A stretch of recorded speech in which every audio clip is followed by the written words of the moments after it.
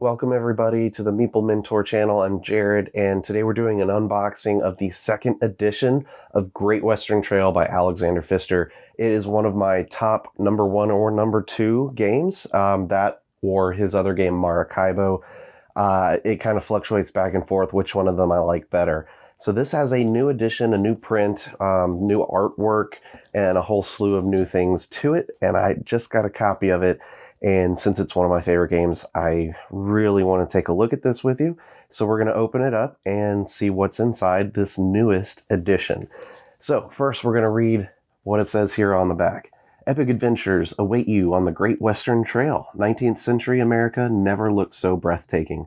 Great Western Trail 2nd Edition marks the return of Alexander Pfister's epic strategy masterpiece with new cool features and new components for an even greater journey. Buy the most valuable cows to deliver the best cattle to Kansas City's train station. From there, bring them to New York to earn money and points to become the best rancher.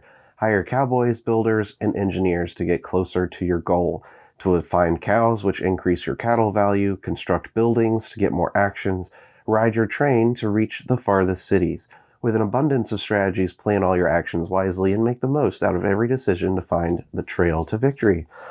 So the game is essentially the same game with some changes, and those are really where I'm most interested. Also the artwork, and if you're interested in the game, I did create a full tutorial video on the channel for of course, the original edition. So you can watch the tutorial for that, which also includes the Rails to the North expansion and the mini expansion at the poker table, which is a lot of fun if you can get your hands on it. Personally, I didn't get my hands on that, but I did make my own with print and play and, cardboard and all that stuff. So right on top, we've got, well, that was just the Plan B Games promo sheet, and then Great Western Trail, the rulebook. It's just as big as far as the rulebook and box, about the same size as the original edition so far. Although the quality of the paper print for the rulebook is nice. I don't know if it's like a sturdier paper, perhaps, but it definitely has sort of a cleaner look and bolder colors overall. I know the original had like a lot of faded colors in and out for various things of highlighting stuff, but this one seems not to have that and opts for some more just kind of walls of text without any kind of grouping in the color, like the light background color. So there you go. So far looks all the same here, but here's a variant.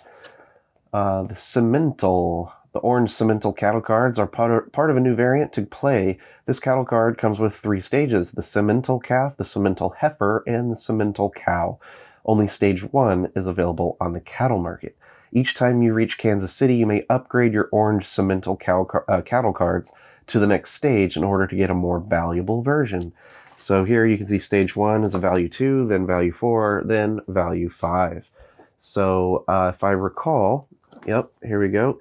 You add all of the stage 1 cards to the market, and looks like, yep, you just shuffle the stage 1 cards and put them face down, and then face down as a face down market cattle stack beneath. So it's like maybe it's got its own stack and not mixed in. I'm not sure. All right. So anyway, moving along, this looks like a quick setup, maybe, like a reference. Solo mode, here we go. Lonely are the brave. This is also a new addition to the 2nd edition of the game. Now there's a built-in solo mode. So obviously this is new and definitely worth taking a look if you are a solo gamer and haven't yet played Great Western Trail, and because you don't, get to play often with other people, perhaps this is the edition to get if you plan on playing this game solo. Here we have a nice appendix, which looks like they pulled out this big section that was just in the rulebook, and now it's its own little appendix page, that kind of flips out. You've got your auxiliary actions explained and objective cards that have immediate actions. So this is actually really handy because if you have played the game, you know that there's a lot of symbolism on these, both the cards and the tiles and everything. So to have this reference to just be able to pass around to all the players if they're unfamiliar, that's a really nice addition. So we've got the first of our Punchouts here. Already I can see that the artwork and color pops a lot brighter than the original. And there goes a coin. These are the new engineers. So these are a yellow background instead of the, I think it's like dark blue. And then cowboys. No, wait, that's not a cowboy. That is something new. So instead of the teepee huts, these are possible like gunmen, and everything's just falling out, as you can see. So I think these are like outlaws that you can like arrest or something, and you have to pay a toll, which is the hand, to pick them up or move through them rather. And yeah, so you can collect those instead of teepees. So question is, are there two different kinds? Because the teepees had both like green and a blue color. And then here we've got the cowboys, which, yep, they're just cowboys that you can hire. All good there. We also have these 2x exchange tokens, which did come with the Rails to the North expansion, but wasn't in the original base game. So if you like that aspect, but just needed it in the base game, then I guess you could just go with this. Of course, Rails to the North is excellent, and if you have it, or if you have the chance to get it, definitely get it. It's awesome. But if cost is a concern, or time, because I think it adds a little bit of time to your gameplay, maybe this is the best edition for you to get, because it will still include at least some of these tokens to your game. And we'll have to look through what the different buildings are. I don't know if they've changed them very much, but on first glance, it doesn't look like they're that different. But if you remember, they have an A and a B side to each building. So there's different ways to set up each game and flip, randomly which ones are going to be A or B, or just do all B or all A. But that's, a lot of variability there. So all of these are found in each player color, obviously. These, the purple, so you got the blue for the cowboys, and the purple must be for the builders. So now it's a female, which is cool. I don't think there was any female characters per se in the original edition. And here we go. So bandits, we've got both orange bandits and green bandits confirmed. Excellent, excellent. All right. And these are some hazards that will come out. These must be the Rocks Fall mountain area. The blue over here for the rising water flood area. Okay, over here we've got this overlay, which looks like it's going to go over the board in the corner where, you would have the market. And if you use the special cows that we were talking about, then you would place this over the board. And I guess, I don't know if, depending on the backs of these cards, because we haven't seen them, but you could probably put this on the original edition and then just add those new cards to your original edition. But we'll have to check what the backs of them are, certainly. So these are the neutral buildings. So these are always going to come out in your game A through G right here. Those are only one-sided because they're always going to be out. These are the overlays for each player color, of course, for the different player count sides. And right here on top, we have the large and beautiful player board. And look at that. Right on the back. This is the back. I'm looking at this first. It is not the three creepy guys that's on the cover. It is a nice looking kind of black and white looking picture here of the train, and there's like the buttes in the background and stuff like that. So here is what the new board looks like in all its color and glory. I'll kind of go from top to bottom, I guess, since the camera's not showing everything. So up here, of course, here's Kansas. You have your 5 steps of picking out your guys, and then getting your money, turning in your cards, and then placing a disc out on the train, different cities. You've got the named cities up here. These look pretty similar to what the original was, but I do remember they changed the arrangement on which cities are there in the Rails to the North expansion, so it's hard to remember. But here you've got the train stations, and, you know, again, you can pay money and get points for just occupying these spots at the end of the game. The trail itself definitely has the same paths up to here, and then this went down through here, and then there's the two. So it's the same exact trail. There's not any changes to how it's made. And the 4 spots on these sections here for the hazards.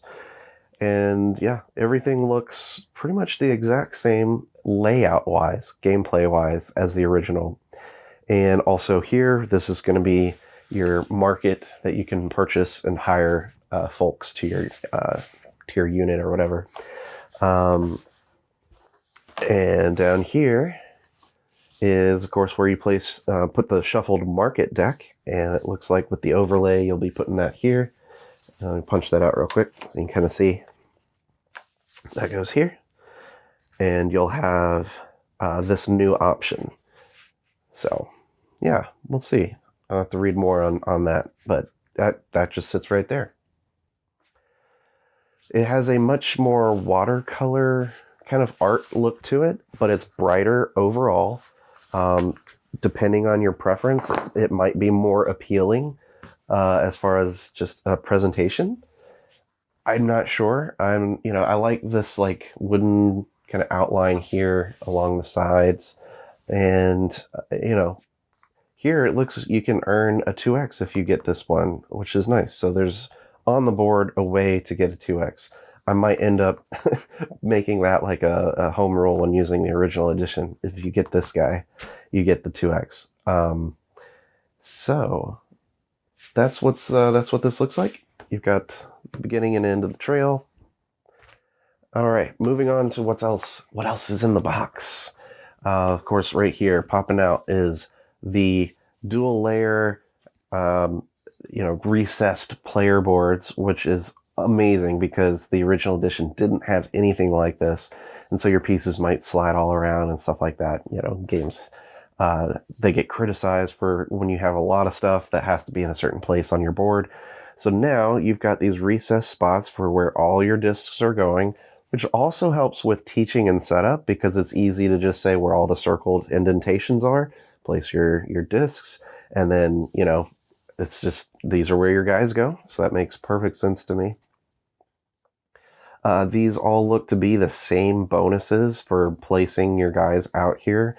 And of course, you can add up to 5 more characters for each type. All right, there's the blue one. This is for the white color player and the yellow. So pretty good. They look very nice, very well designed, and pretty heavy as far as what it is. This must be the solo mode board, so I don't know yet how this all plays out, but I'm curious to see this in action. I'm gonna have to try the solo mode now, which I'm excited to do. Aha! Now this is another included upgrade. So my copy, I ended up buying like the bags that have the numbers on them from the BGG marketplace or their store. This obviously in this edition comes with the numbered bags because all those little tokens need to be drawn from these bags throughout the game. We've got a place here for the score pad.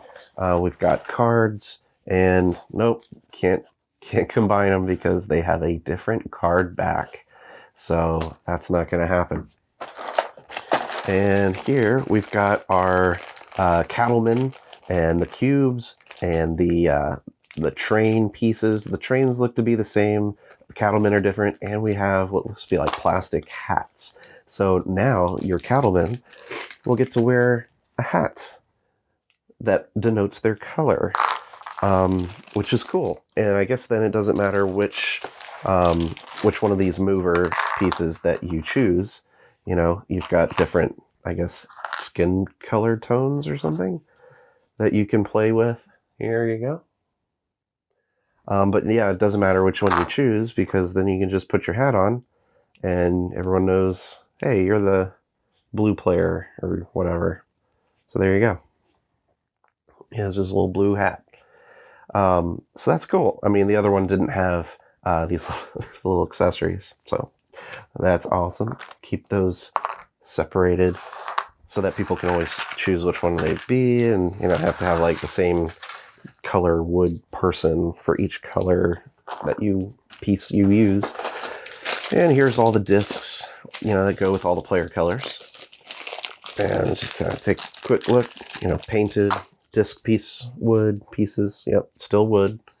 So same size, except the colors are, different. They match the current color palette. This insert, I'm a little concerned because I sleeve my cards, and this just barely fits when you're thinking about having to put this back in. Like, I'm not saying that gives much room for actually the height of sleeves. So I'm thinking I'll probably have to ditch this insert because I do need to sleeve my cards. That's just the way it is. So that's a little unfortunate. I wish they had done something about that. And, you got to look out and think about people like myself who always sleeve their cards, and then it adds to the thickness of what you need in your insert. I don't know why they didn't think about that. That's all right. Fresh cards. It's that nice fresh card smell. So there's the level 4s, the Shorthorn, the Longhorn, the 3s here, the Black Angus, the Corriente, Galloway, the White 2, the Black 2 is the Piney Woods, the Santa Gertrudis is the green 2s, and the gray ones, those are Criollo. I don't know. I don't know if that's Spanish or not. Criollo. With a little accent. All right. Let's take a look. There's going to be the objective cards that we get to look at as well. And probably some more cattle. So, looks like the objectives are numbered.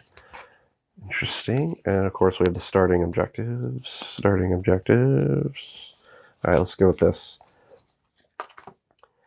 So, we actually have 3 different ones going on here. We've got the horizontal with this background, we've got the vertical, and then we have the 4 starting objective cards. So everyone gets dealt one of these at the beginning of the game. And there you go. Stuff to work towards when you don't have anything at the start. And these horizontal ones, this has to be the solo mode. Now that I'm thinking about it, this has to go into play with what the AI or the Automa or what have you will be doing. They are numbered. I don't know if that means that he's doing this in order each time, or if it's just a reference to figure out, what does this card do? Maybe it's that. Probably it's that. Okay. We've got these first here. These are the objectives. Just, following the art theme. Just brighter, easier to read in general. Looks fine. And of course, in the top left, I think they made this kind of a little bit more prominent, in my opinion, because a lot of times people forget that you do get this bonus in the top left when you choose to play that objective card out in front of you. So that's kind of good that they made that more aware. And these must be the Submentals, and of course level 5 Herefords and that sort of thing. I'll put those together here, 4s and 5s. So these are the Submentals. So just the level 2s, which are the basic ones, are all 3 points, which, based on what I'm reading, then that means these are just shuffled in with the main deck, and they just come out, I think. And this is the place for them, and that's it. But only these are shuffled in. These are going to have to be set aside, which you can upgrade into.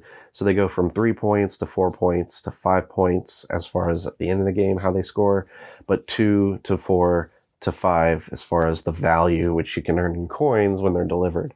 But that is the deck of these Submental cattle cards. And I think that's really the biggest change to this edition, other than the recessed player boards, the included 2x expansion type tokens that are in the Rails to the North expansion, and the artwork for sure. That is everything that we have here to take a look at for the Great Western Trail 2nd edition. I can't wait to try it and play with it, see how it feels, see how much of a difference the Submental cows make to the game, if that's a viable strategy to just go hardcore for just all the Submental cows. As you can see here, for one cow you can trade, one cowboy you can trade 2 cards to get a Submental, or you can buy one for $8 or for $5 if you use 2 cowboys towards it. That's it, guys. Thanks for watching this unboxing. I've been Jared from the Meeple Mentor YouTube channel. And again, if you want to see a tutorial, I do have the original edition's full tutorial video, fully comprehensive, with expansion, with all that stuff. So check it out. And otherwise, stick around the channel. We've got a lot more to see and do. We got unboxings, we got tutorials, we got podcasts. This has been Jared. I'll see you guys later. Bye.